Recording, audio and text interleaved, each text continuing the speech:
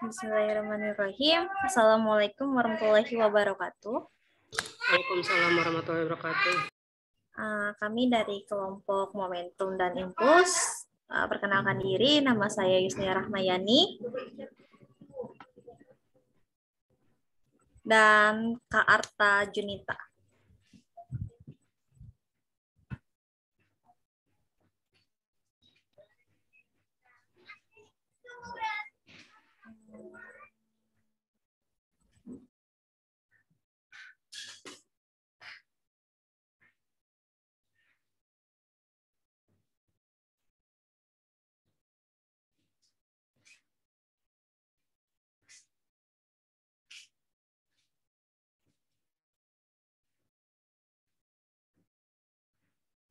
Bu, mohon maaf sebentar ya, Bu.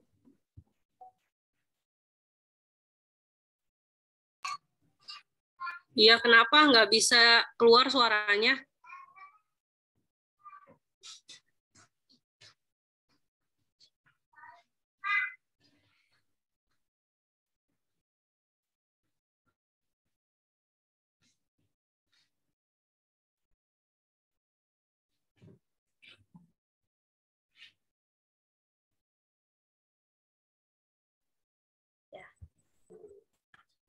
Di sini ada momentum dan impuls.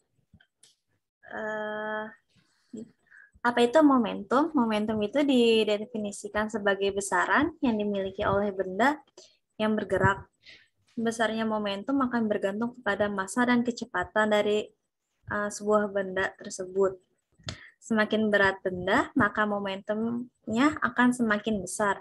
Semakin cepat benda bergerak, maka momentum juga akan semakin besar. Di sini momentum dapat dituliskan sebagai P sama dengan M kali V. Dengan yang dimaksudkan itu P itu adalah momentum, kilogram meter per sekon, dan M itu adalah massa kilogram, dan V itu adalah kecepatan benda, yaitu M meter per sekon. Dan impuls itu adalah gaya yang diperlukan untuk membuat suatu benda menjadi bergerak. Tentu ada interval dari suatu di sana, biasanya terjadi dalam waktu yang singkat. Jadi impuls itu adalah hasil kali antar gaya rata-rata dan selang waktu gaya tersebut bekerja. Atau yang lebih disingkat itu, impuls itu disebut perubahan dari momentum. Secara matematis, impuls dapat dituliskan sebagai I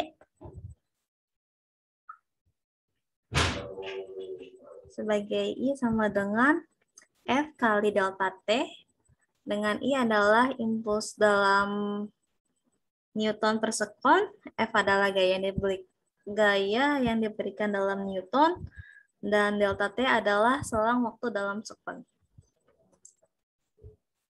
Dan dilanjutkan dengan Kak Arta. Kak. Hubungan impuls dan momentum. Hubungan antara impuls dan momentum dijelaskan oleh teorema impuls momentum. Teorema impuls momentum menyatakan bahwa impuls yang bekerja pada suatu benda sama dengan perubahan momentum dari benda tersebut. Rumus momentum itu ada P sama dengan M kali V, yaitu momentum kilogram atau massa per second, yang sama dengan massa benda yaitu kilogram, sama dengan kecepatan benda yaitu m/s.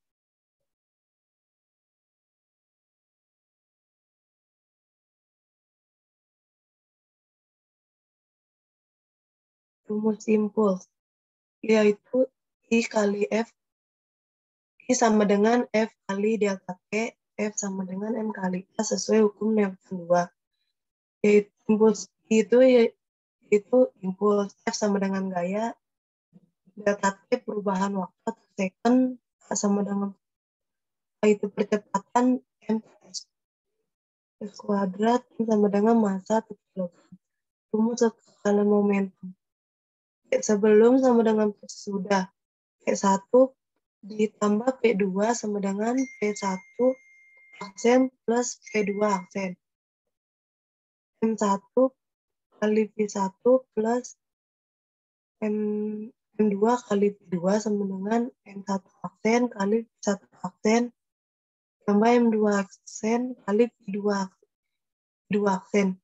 Di mana P sebelum sama dengan itu momentum sebelum tumbukan.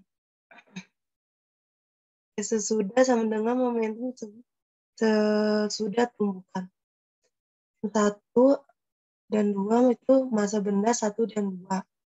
Di 1, 2 sama dengan kecepatan awal benda 1 dan 2. Ini 1 aksen dan 2 aksen kecepatan akhir kecepatan akhir benda 1 dan 2.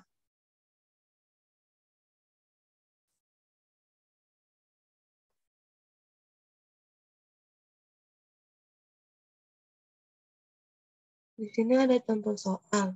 Sebuah bola bermasa 0,1 kg mula-mula diam. Kemudian setelah dipukul dengan tongkat dan kecepatan bola menjadi 20 m/s. Hitunglah besarnya impuls dari gaya pemukul tersebut. Diketahui M-nya itu 0,1 kg, V1-nya itu 0 karena bola mula-mula dalam keadaan diam. Dan V2-nya itu 20 m/s. Yang ditanyanya itu impuls. I sama dengan P2 dikurang P1. I sama dengan M dikali V2 dikurang V1. I sama dengan, karena M-nya 0,1, jadi 0,1, terus V2-nya 20 dan V1-nya 0. Jadi I sama dengan 0,1 dikali 20 sama dengan 2 ms. Jadi impuls dari gaya pemukul tersebut adalah 2 ms. Sekian dari kelompok kami. Ada yang ingin bertanya?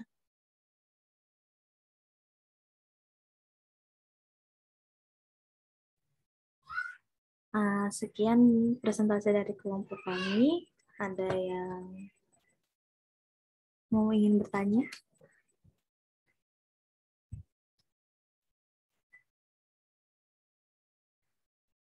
Maaf, kurang jelas.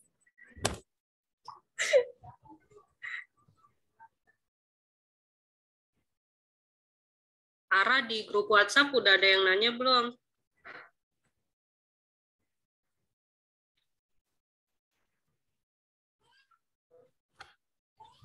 Dulu ya, Bu.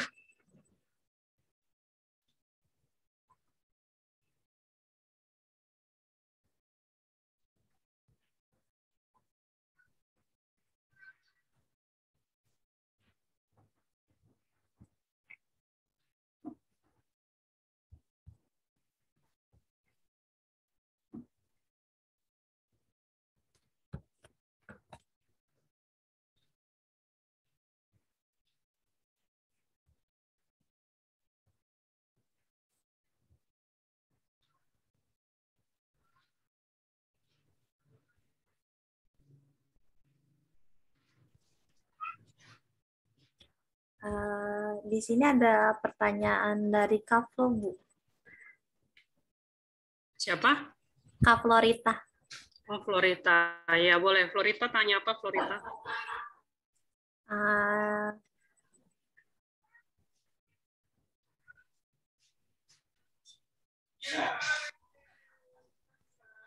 Florita lupa nih kayaknya dia nanya apa nih. Bentar, Bu. Aku nanya tentang impuls. Ya, betul. Nanya contohnya sih, contoh apa namanya? Contoh kejadian impuls itu seperti apa gitu. Oh, oke. Izin menjawab ya, Bu. Ya, silakan. Tadi kan Kak Flo nanya contoh kejadian impuls itu apa aja ya? Iya. Ya. Kejadian yang terjadi di impuls itu pukulan stick golf yang menyebabkan bola golf itu bergerak. Kan biasanya kan golf itu kan bolanya diam di suatu titik itu. Nah, ketika tongkat stick golfnya itu bergerak, maka terjadinya perubahan. Jadi bolanya bergerak. Tuh, itu perubahan dari impuls. Terus juga pergerakan bola tenis ketika dipukul. Dan bola kaki yang bergelinding ketika bola tersebut ditendang. Jadi kan impuls itu ada perubahan momentum, itu gaya yang diperlukan untuk membuat suatu benda menjadi bergerak. Jadi semua benda yang terdiam ketika dilakukan sebuah gaya, dia akan bergerak. Akan bergerak, Bu.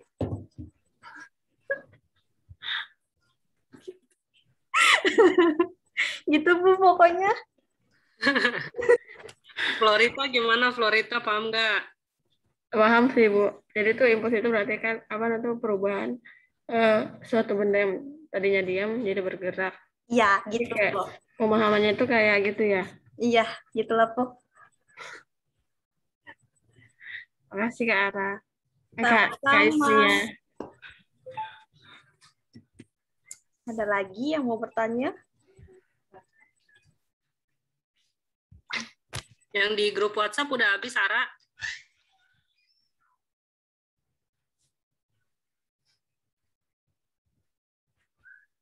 Nggak ada lagi sih, Bu. Enggak ada lagi. Cuma satu orang. Dari teman-teman yang mau nanya sekarang, adakah? Silakan. Ada yang nggak ngerti. Ya, ada yang belum jelas nggak? Atau ada yang mau dijelaskan lagi? Atau bagaimana? Boleh, silakan.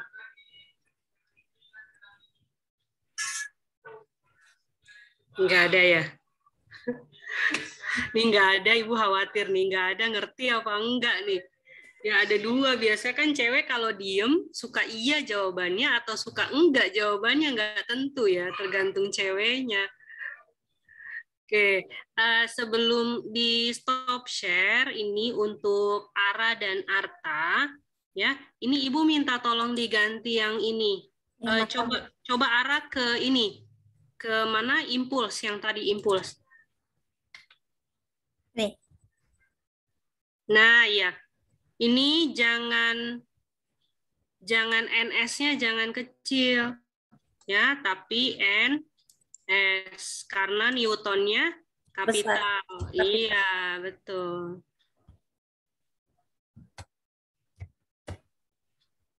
Nah, gitu. Ya. Ini, Bu. Iya, betul kayak gitu. No, nggak per dong, nggak per. Makanya tadi pas Ara baca per, kok per ya? Enggak. Kan rumusnya kan I sama dengan F kali delta T. Ya, kali delta T. Berarti F-nya di sini kan satuannya Newton. T itu satuannya second, maka satuannya impuls itu Newton second. Ini kayak W jadinya ya, Newton second. Oke. Tuh ya. Oke. Ya, sama-sama. Oke, boleh di stop share aja, Ara. Ya, oke.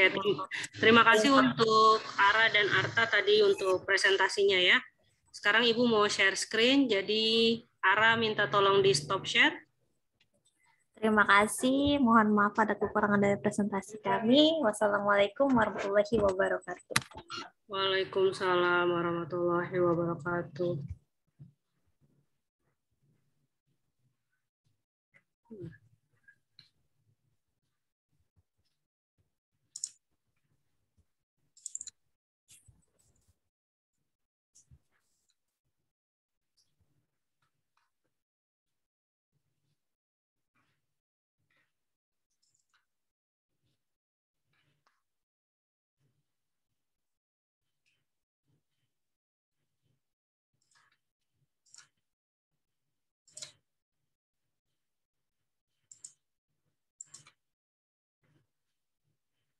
Oke, ini indikatornya, jadi diharapkan teman-teman bisa tahu apa sih momentum itu, impuls itu apa, kemudian teman-teman harus bisa memahami penggunaan hukum kekekalan momentum, dan memahami pengertian dari tumbukan. Nah, sekarang Ibu luruskan dulu nih konsep momentumnya.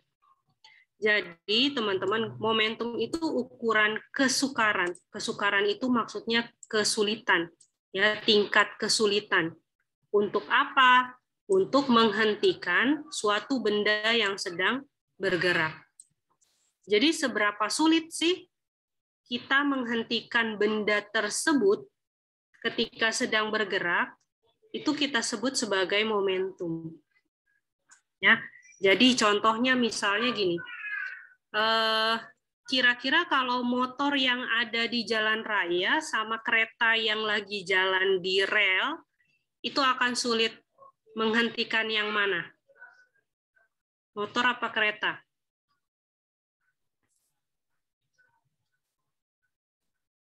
Kereta. Kereta. Alasannya kenapa kira-kira kereta itu lebih sulit dihentikan daripada motor?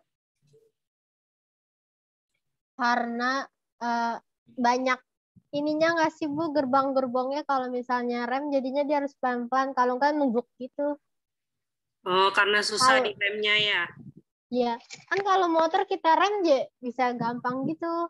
Pakai kaki juga bisa. Bu. Astagfirullah, jempol sendal sama sepatu. memperlambat jalur motor, kakinya kita harus iniin Bu, kakinya Iya. diturunin. Itu motornya Nanda estetik, Bu. Kalau ngerem harus kita ngepot. Oh, astagfirullahaladzim. Ribet ya, udah dipasangin ring masih pakai kaki ya. Ya, namanya juga motor legend ya Bu. Motor estetik, Bu. Jadi gitu. Astagfirullah. Iya ya. Apa namanya nih? Oke, pertanyaan selanjutnya ya. Ibu belum membenarkan ya. Pertanyaan selanjutnya, kenapa kira-kira kereta itu lebih susah diremnya daripada kalau ngerem motor? Ukurannya lebih besar. Iya betul, karena ukurannya lebih besar. Kira-kira selain ukuran, apalagi sih yang mempengaruhi kita lebih susah menghentikan kereta daripada menghentikan motor? Karena Beratnya. kecepatan nih nggak sih? Waalaikumsalam. Berat, oke. Berat itu cenderung ke ukurannya atau masanya. Betul ya, itu betul jawabannya. Dan tadi satu lagi betul adalah kecepatannya. Ya, maka ukuran untuk menghentikan suatu benda itu tergantung pada massa dan kecepatannya. Jika suatu benda itu massanya sangat besar, kecepatannya sangat tinggi seperti kereta yang lagi jalan, maka tingkat kesukaran untuk menghentikan suatu benda itu pasti besar. Ya, tapi balik lagi ya. Ini kalau sama Ibu tebak-tebakan dulu, kita kalau belajar teori kan teman-teman bisa baca ya. Tapi kalau konsep itu nggak bisa langsung dapat ketika baca. Ada seseorang yang massanya 100 kilo. Ya. Dia yang massanya 100 kilo itu dia berjalan. Ya, berjalan dengan kecepatan misalnya 2 meter per second. Ya, jangan pakai 2 meter per second deh, ini nanti aja. Kemudian ada satu lagi, misalnya anak remaja. Anak remaja misalnya berat badannya 40 kilo. Tapi dia lari. Ibu nggak nyebutin kecepatan larinya ya.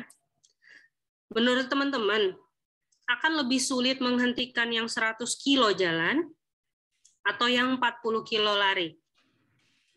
40 kilo, Pak. 40 kilo. Nah, Gimana, Bu? Oke, sekali lagi. Ada seseorang yang massanya 100 kilo jalan dengan seseorang yang massanya 40 kilo lari. Kalian mau hadang nih, mau hadang mereka nih ya, mau dihadang, kira-kira lebih sulit menghadang yang 100 kilo lagi jalan atau yang 40 kilo lagi lari? Yang 100 kilo lagi jalan. Kan itu besar, Bu. Ya, benar. Yang 100 kilo lagi jalan. 40 kilo lagi lari. 40 kilo lagi lari, Bu. Iya. Kan ngehadangnya susah kan? Kayak kalau motor Kitanya juga terpental. Iya. Kalau Kalau motor Kalau juga Nanda yang kalau- nangkap, Bu, kepental. Kalau kalau yang ngadang gede mah enggak. Ya, Gimana, Bu? jadi ada dua ya jawabannya ternyata ya. Kalau kita balik ke konsep ya teman-teman, kita nggak boleh ngejudge. Oh Bu, lebih susah yang masanya 100 kilo, orang dia gede banget misalnya gitu. Mohon maaf, kita nggak sama sekali nggak ada maksud body shaming ya, Wah, nggak. body Kita shaming.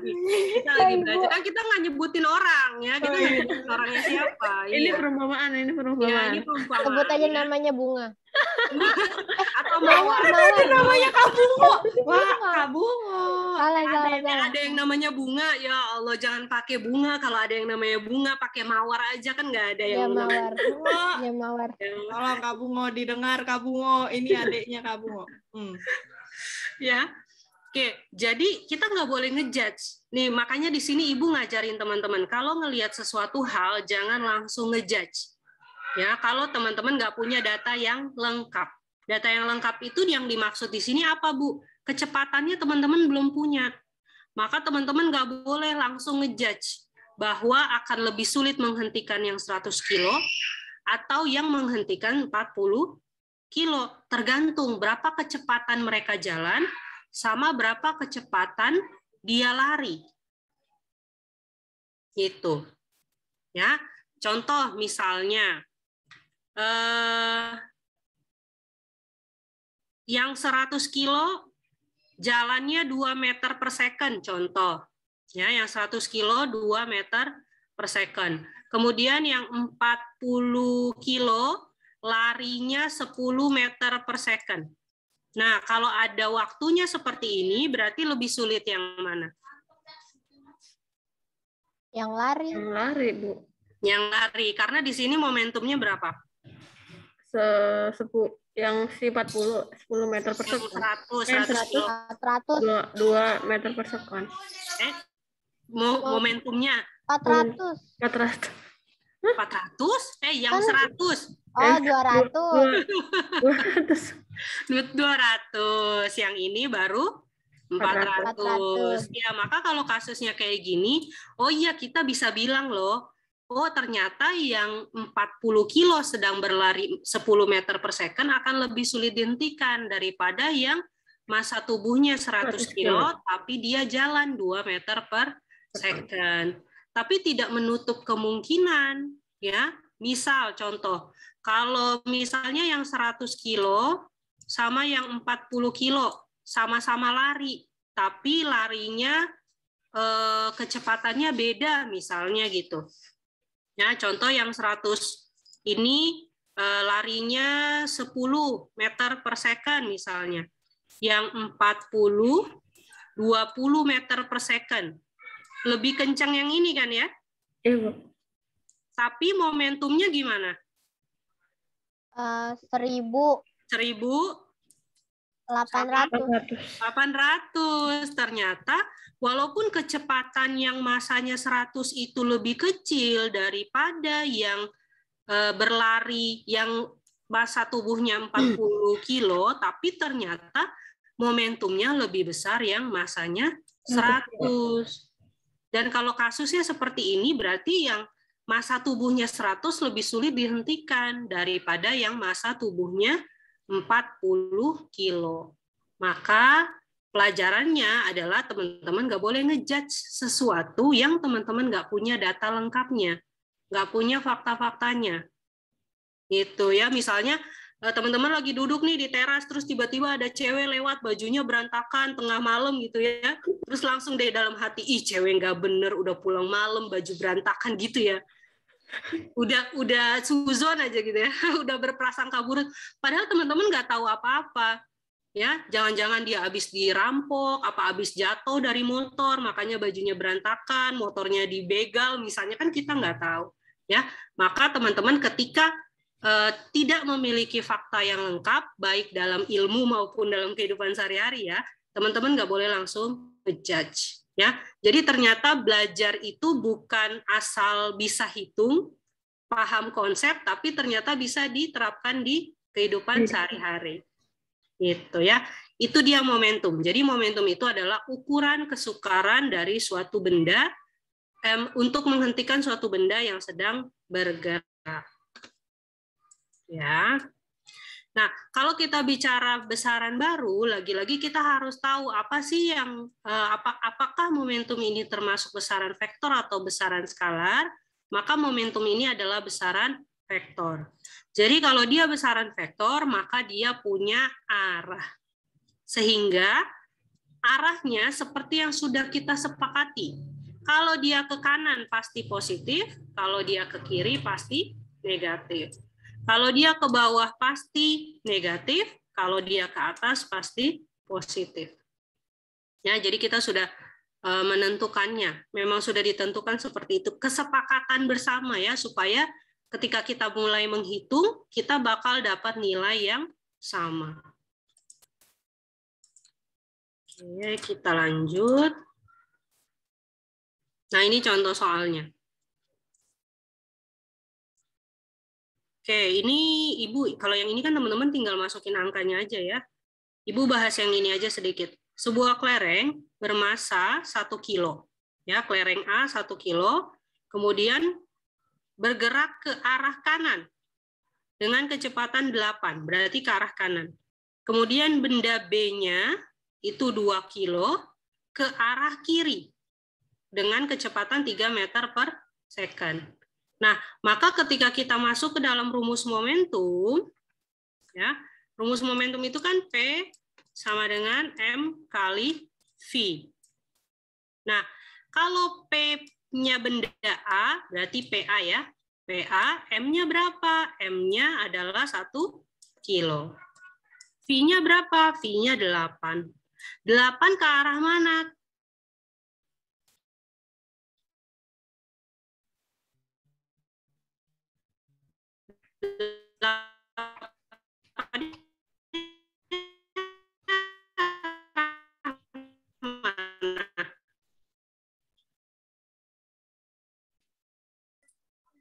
Kanan, Bu. Kanan. Ibu, putus-putus. Ini sinyal. Sinyal salah apa? Ya sinyal ibunya deh.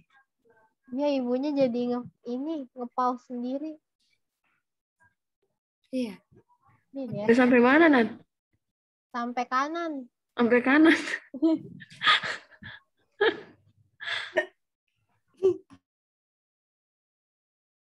Ini ibunya nge-pause sendiri. Tapi ibunya gelap. Oh, enggak, ibunya Kanan, ada. betul, kanan. Oh, kanan. Kok di saya? Oh iya, baru ada, Bu. Udah kedengeran belum suara Ibu? Udah, Bu, udah jelas, udah. udah mantap, udah. Udah estetik, udahlah.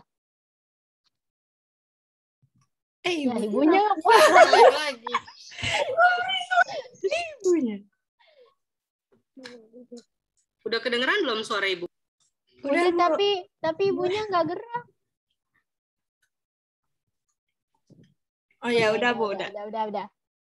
Ibunya capek kan, sampai kering. Lagi lap-lap dulu. Iya. Gerah. Kipasin, mau ngajar kipas lupa dinyalain. Mana. Tadi sampai mana? Sampai sini tadi ya? Sampai kanan, Bu, tadi. Sampai kanan. Nah, ini sampai kanan.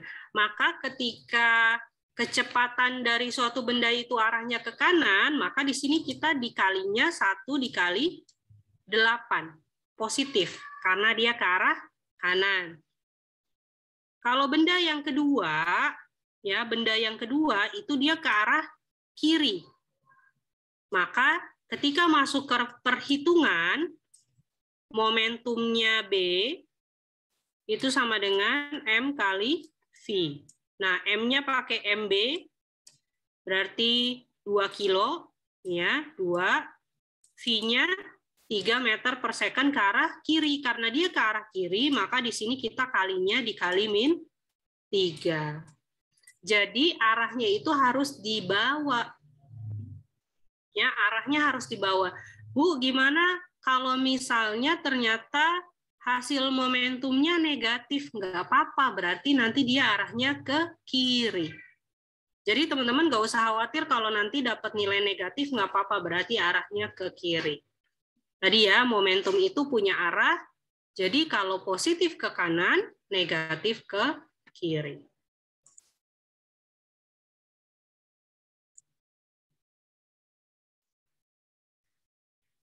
Oh, impuls dulu, impuls.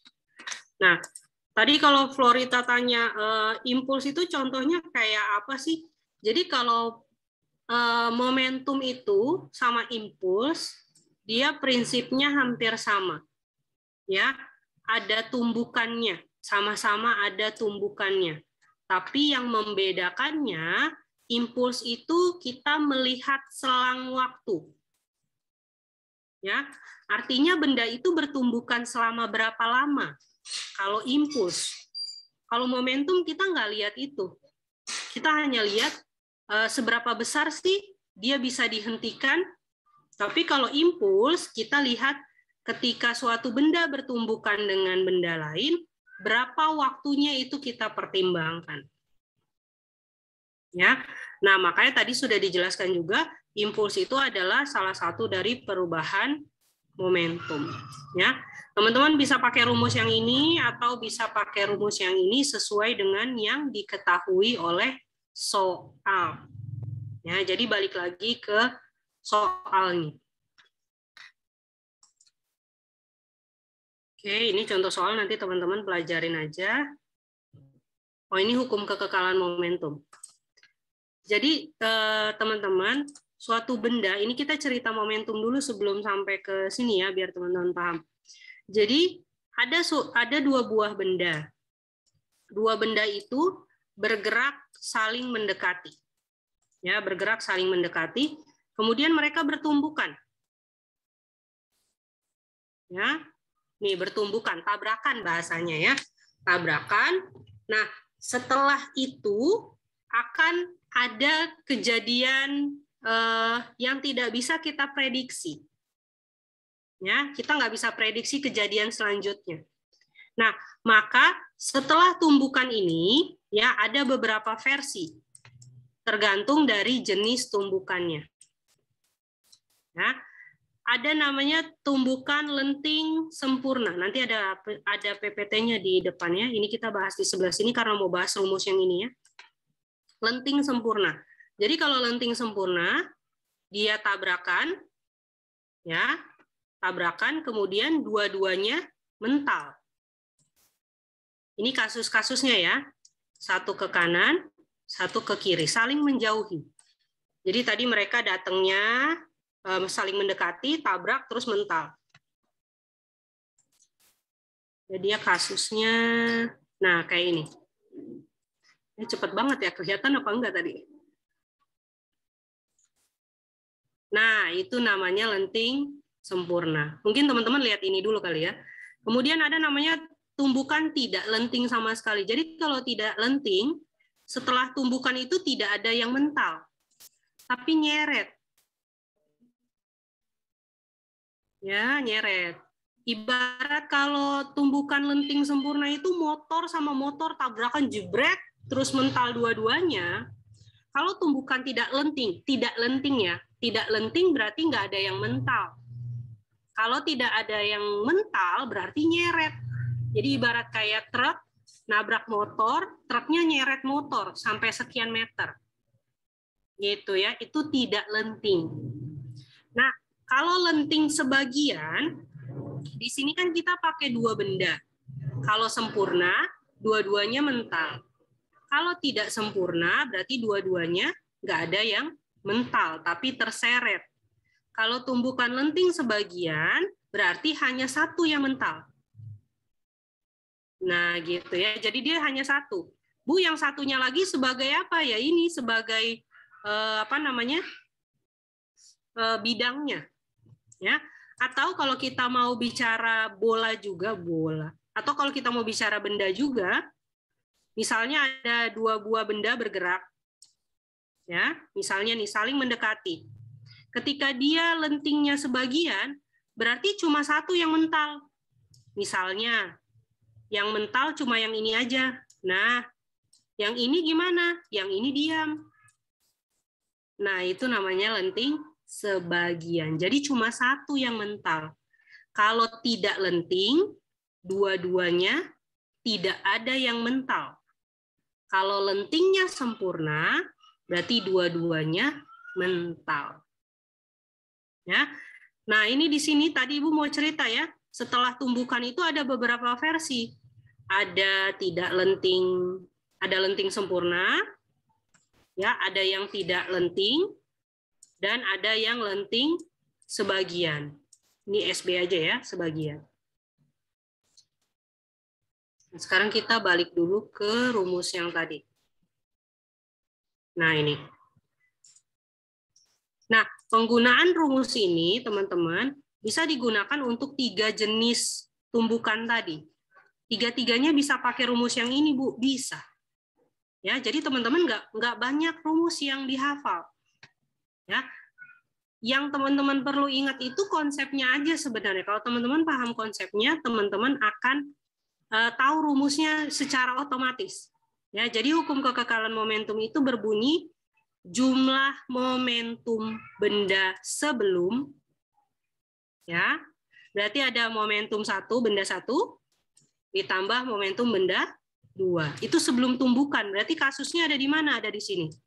Ya, ini namanya PA. Di sini PA lagi P1 aja, P1 dan P2. Setelah mereka tumbukan, namanya berubah jadi P1 aksen. Nah, jadi aksen di sini ya, aksen di sini menandakan bahwa itu momentum setelah atau sesudah tumbukan. Ya. Nah, rumus momentum itu kan P sama dengan M kali V. Bu, kenapa yang diaksen hanya yang V-nya saja? Karena yang berubah hanya kecepatan. Massa nggak ada yang berubah. Ya, massa tidak ada yang berubah. Nah, sehingga ketika sebelum dan sesudah itu sama, maka rumusnya jadi M1 V1, karena dari sini ya, P1, P itu M kali V, makanya di sini M1 V1, di sini M2 V2, di sini M1 kali V1 aksen. Jangan lupa yang berubah hanya kecepatannya saja. Ya, di sini M2 V2 aksen. Nah, sekarang gimana cara masukin ke ke dalam soal? Ya, misalnya ini Bu hapus dulu biar nggak bingung. Nah,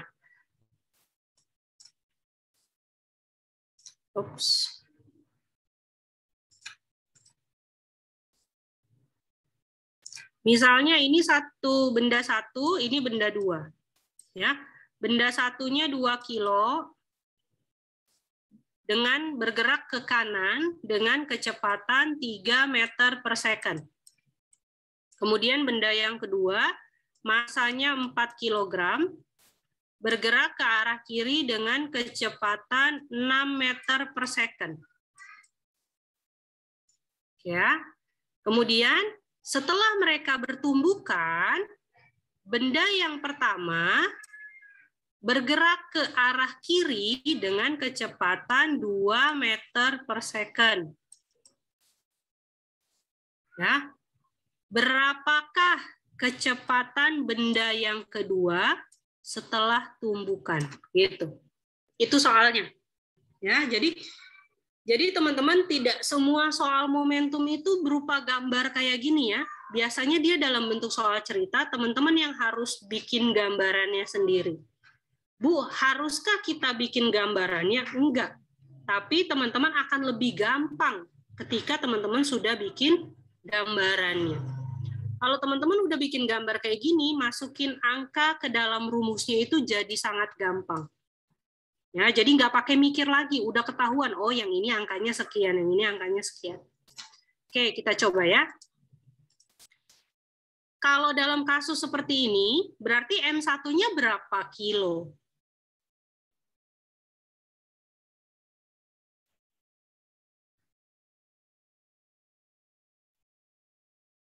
Ini benda 1, ini benda 2. Ini benda 1, ini benda 2. Ya. Massa benda 1 berarti berapa? 2. 2, betul. Kecepatan benda 1 sebelum tumbukan berapa? 6. Benda 1 ya, Bu? Benda 1. 3. 3, betul. Ditambah. 3-nya positif apa negatif ya? Positif. Positif. Positif, oke. Massa benda 2 berapa? 4. Kecepatan benda kedua sebelum tumbukan berapa? -6. Nah, betul. Ada yang masih bingung kenapa -6? Karena ke Karena ke kiri. kiri, Bu. Karena ke kiri, pinter luar biasa. Oke, Allah. lagi. Massa benda 1 berapa? 2. 2, betul. Kecepatan benda 1 setelah tumbukan? -2. -2, betul. Ya, ditambah massa 2-nya berapa? 4. 4. V2 aksennya ditanya ya, V2 aksen. Jadi, teman-teman, walaupun teman-teman itu tahu kalau ke kiri itu negatif, ke kanan positif, tapi teman-teman tidak boleh merubah rumus utamanya. Ya, jangan. Ibu menyarankan jangan. Kecuali udah jago boleh. Ya, jangan diganti rumus utamanya. Teman-teman ngikutinnya seperti ini aja. Kalau memang nanti V-nya minus, baru nanti di sebelah sini kita taruh minusnya. Bukan di sebelah sini. Masalah nanti bukan sama aja, nanti di akhir tandanya juga berubah jadi minus. Iya, betul. Tapi kalau teman-teman masih dalam tahap belajar, Ibu menyarankan tidak mengganti rumusnya. Khawatir nanti jadi double minusnya. Udah teman-teman ganti minus di sini tetap ditulis minus. Itu ya, jadi jangan diganti rumusnya. Nah, berarti ini teman-teman tinggal dihitung aja. 6, terus berapa nih? -24. -24 sama dengan 4. -4 plus 4 plus 4V2 aksen. 4V2 aksen. 6 min 24 berapa?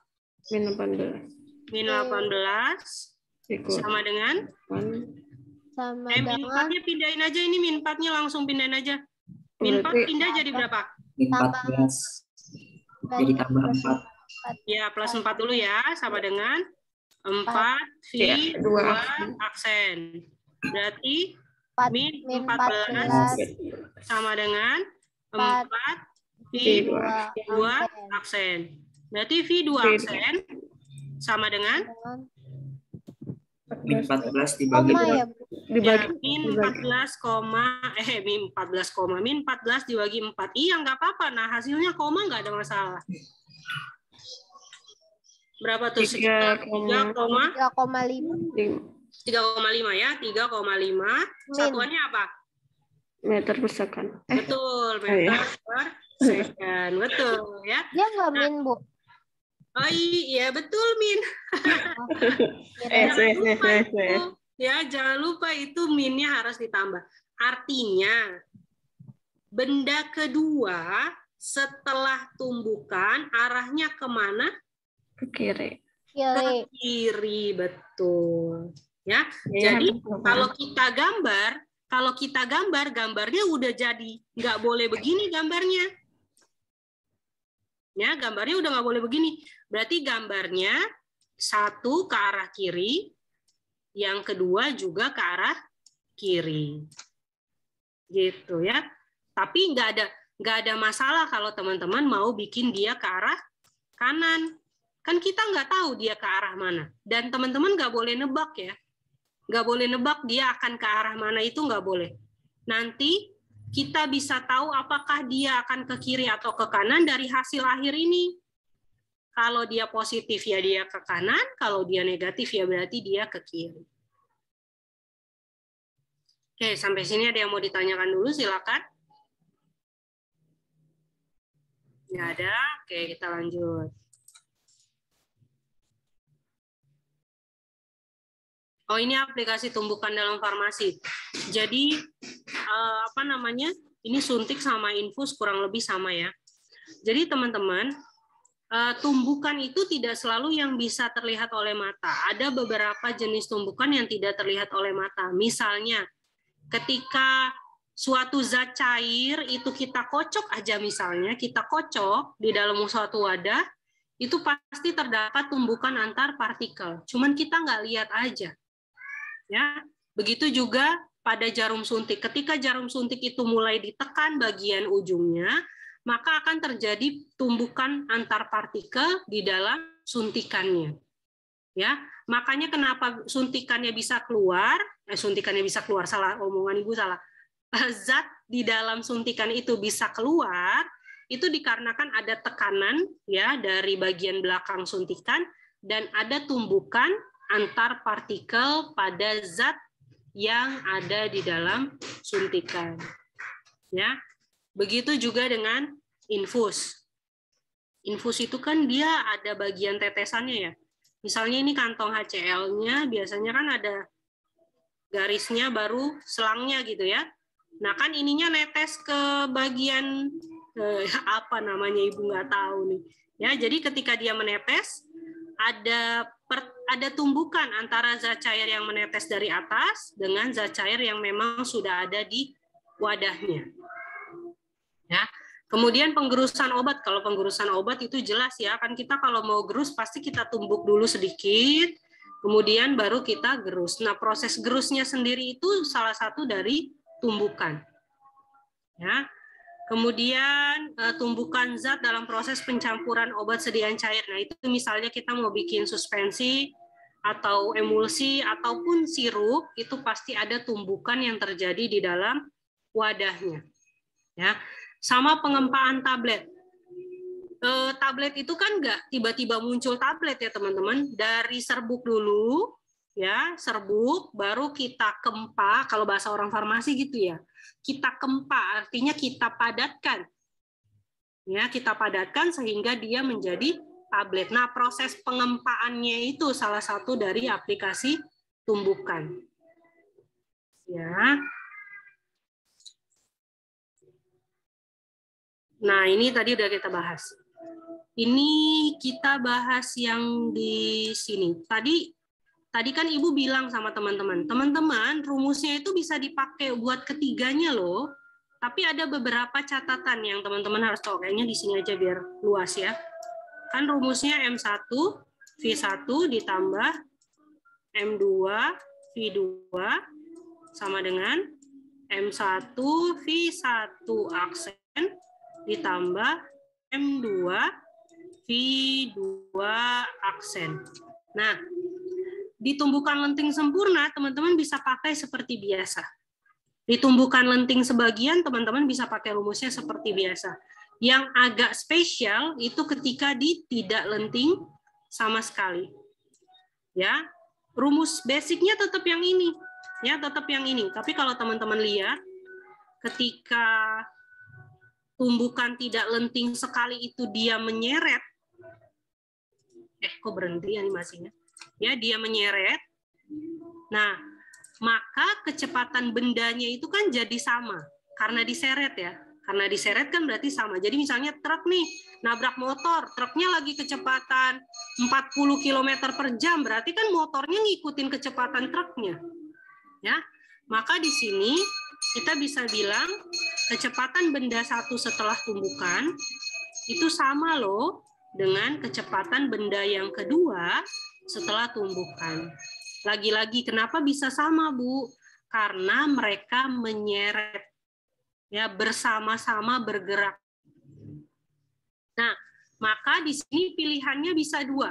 Teman-teman mau pakai rumusnya seperti ini, tetap M1 V1 aksen, ya seperti ini tetap seperti biasa, tapi misalnya contoh ya, V1 sama dengan V2 aksen 5 meter per second misalnya contoh.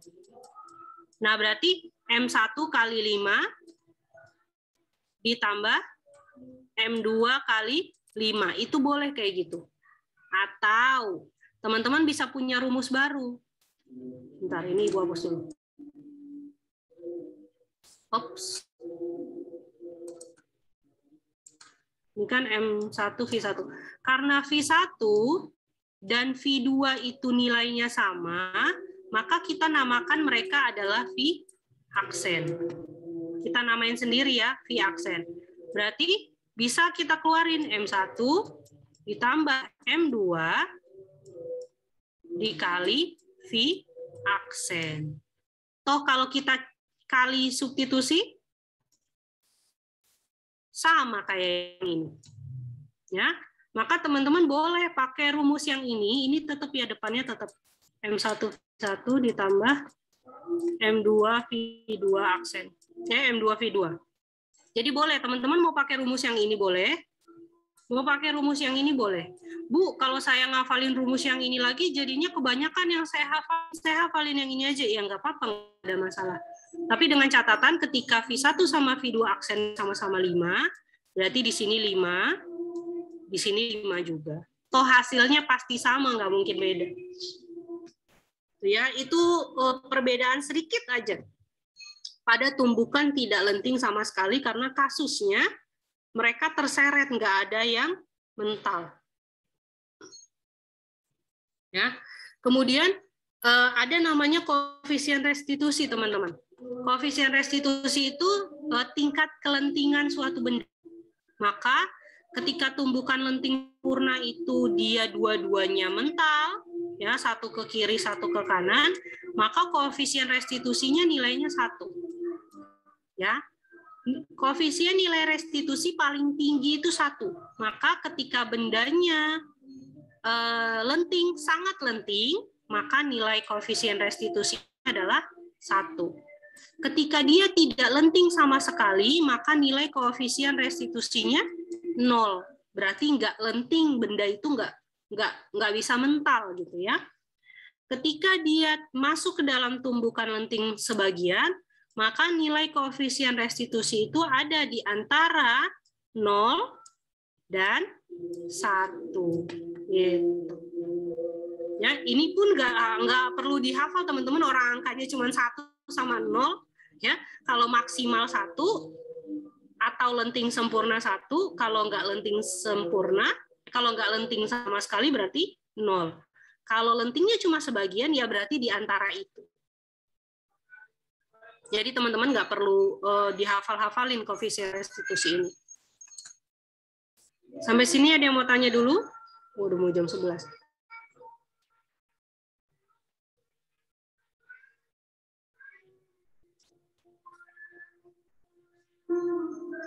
Oke.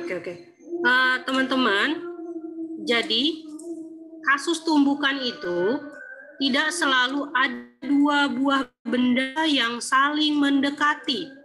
Bahasanya nggak selalu begitu ya. Bisa jadi kasusnya seperti soal yang ini. Ya, misalnya ada bola A. Bola A sedang bergerak dengan kecepatan 4 meter per second. Sedangkan bola B bergerak di depan bola A. Ya, bola A-nya bergerak dengan kecepatan 4, kemudian bola B bergerak di depan. Jadi bola B-nya di sini, di depan bola A. Kenapa bola B-nya ada di sebelah kanan? Tahu dari mana depannya A itu di sebelah kanan?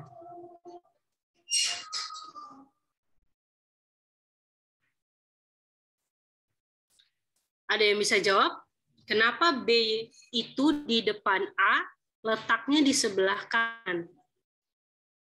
Kita bisa tahu dari mana kalau depannya A itu ada di sebelah kanan, bukan di sebelah kiri.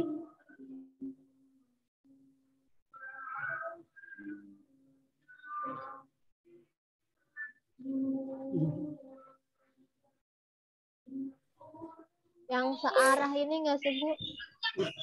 Yang searah apa? Karena kecepatan kan sih, Bu. Kecepatan Yang akan searah. kecepatannya 4. Iya, betul. Ya, kalau Fatima sama Ananda jawabannya digabung itu jadi lebih bagus ya.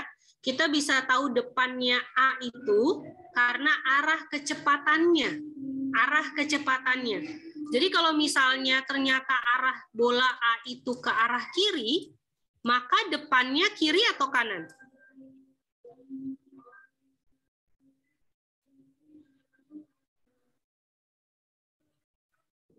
Kiri. Kiri, betul. Maka kalau benda A-nya ke kiri, terus ada soal di depan benda A, maka benda B-nya ada di kanan atau di kiri? Kiri. Kiri, betul di sini. Ya, maka kasus tumbukan teman-teman sekali lagi tidak harus saling mendekati seperti ini. Ya, bisa aja saling bertumbukan dengan kecepatan yang searah. Ya, seperti soal ini dia searah. Kalau ini kan benda A-nya ada di depan benda B. Contoh kalau misalnya sebuah benda A bergerak ke arah kanan. Kemudian sebuah benda B menabrak benda A dari belakang. Coba B-nya ada di sebelah mana?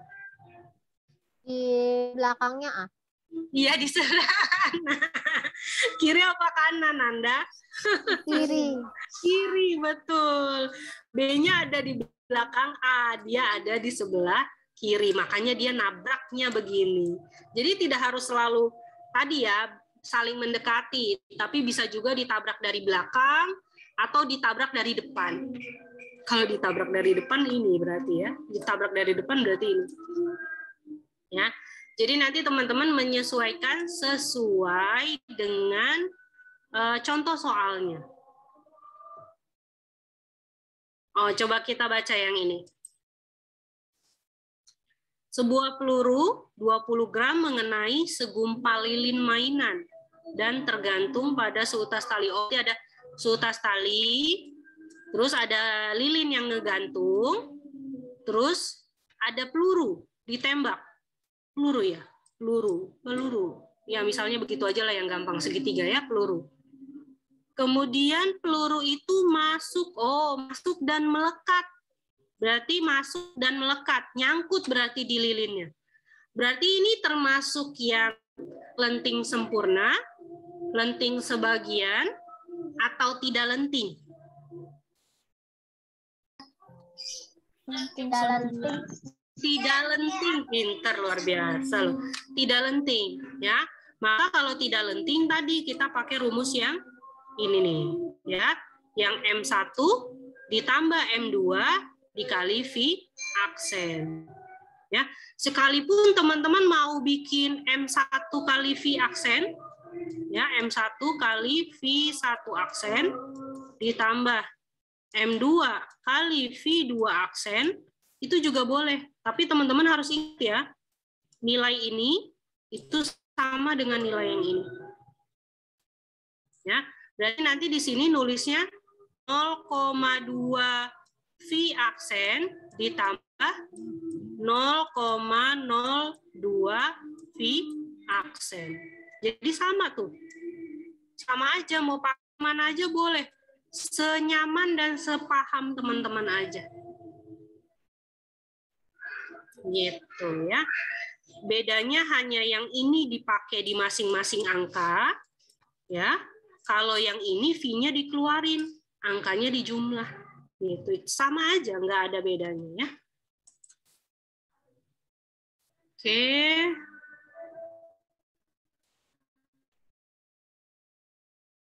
Oh, ini latihan soal, nanti teman pelajarin aja. Ini koefisien restitusi tadi yang Ibu kasih tahu ya. Tingkat kelentingan suatu tumbuk. Dah habis. Ada yang mau ditanyakan? Silakan Ibu sambil absen ya.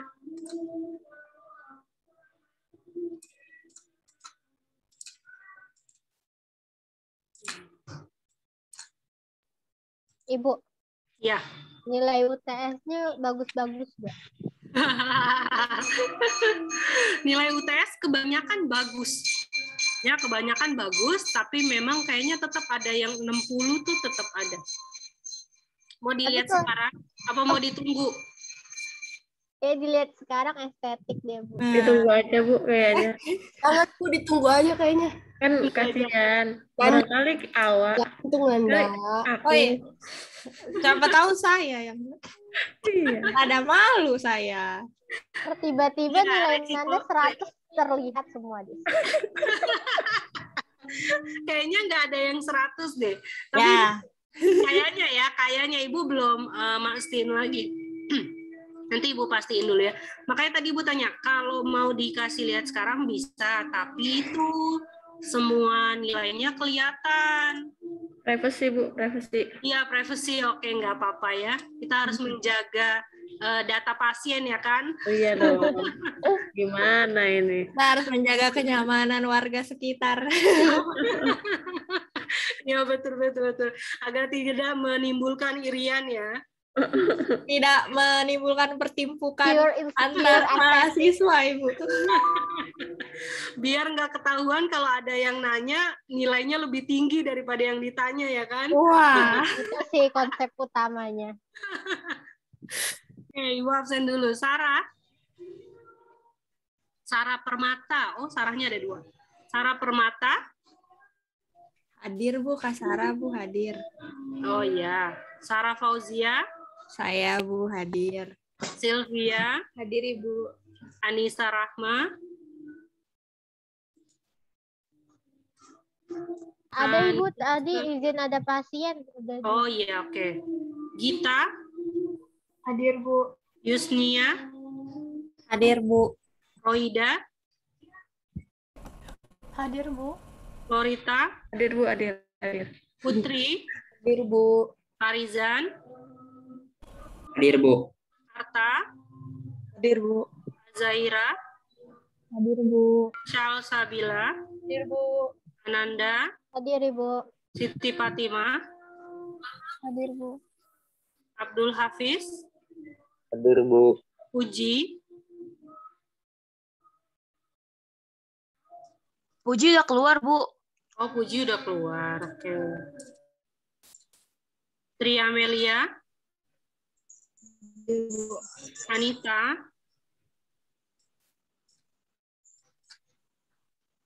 Lagi ada pasien, Bu, dia, Bu. Oh iya, oke. Deborah. Hadir, Bu. Ruth. Hadir, Bu. Dame. Dame ada nggak, Dame? Oh, nggak ada. Dame orangnya ada nggak?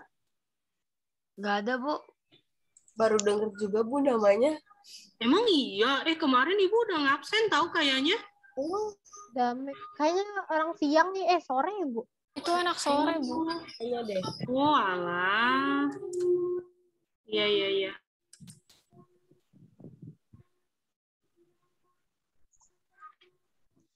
Oke, ini sudah di absen ya. Yang nggak masuk Puji sama Dame. Oke, teman-teman ada yang mau ditanya? Oke, kalau tidak ada yang mau ditanya, teman-teman mohon bersabar ya, nilainya Ibu usahakan secepatnya Ibu masukkan. Nanti kalau sudah Ibu masukkan, Ibu informasiin ke PJ-nya. Ya. Baik, Bu. Oke, kalau tidak ada yang mau bertanya, mungkin itu saja yang bisa Ibu sampaikan hari ini. Terima kasih untuk teman-teman yang sudah presentasi dan sudah aktif mengikuti perkuliahan kita pada hari ini. Terima kasih. Assalamualaikum warahmatullahi wabarakatuh. Waalaikumsalam. Waalaikumsalam warahmatullahi wabarakatuh. Terima kasih, Bu. Live ya. Ya, Bu. Yeay. Yeay. Besok libur. Demi apa? Emang nggak libur? Besok kan ya Siapa, sih? Nan? Kan besok gue presentasi, Nanda. Oh. Terus Yeay, jangan siapa ngadi-ngadi, tahu. gue udah kayak, Siapa tahu Padar ada ini kerjaan. dia, ya. Yaudah ya, bye-bye.